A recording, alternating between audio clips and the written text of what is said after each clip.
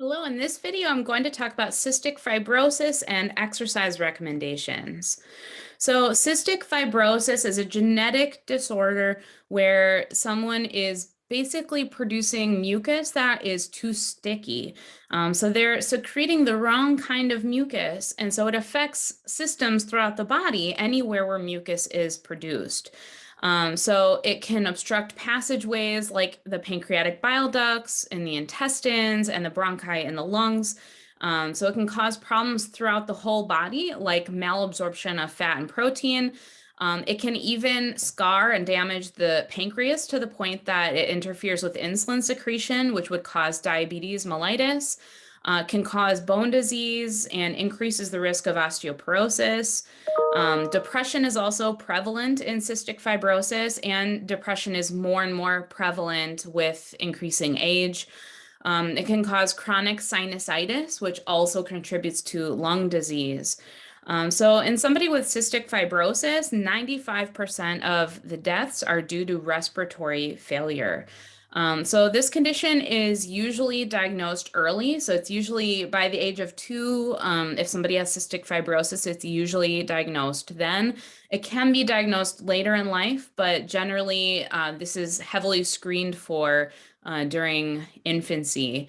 And then the average lifespan or the life expectancy in someone with cystic fibrosis is mid-40s. So there are some treatments, so there are some medications, there are daily mucus clearing techniques, like, for example, there's a vest that they can wear that inflates and then is attached to a machine, and it causes it to kind of vibrate and oscillate and sort of shake up and loosen mucus. Exercise, they may require a lung transplant, and there are nutritional interventions. So for exercise for someone with cystic fibrosis, as I mentioned, this is usually diagnosed early. So there are a good amount of this population will be kids under 8 years old. So no formal exercise. You just want to encourage them to play. And if they're coming to you for exercise, play with them. Come up with fun physical activities that you can do together to play.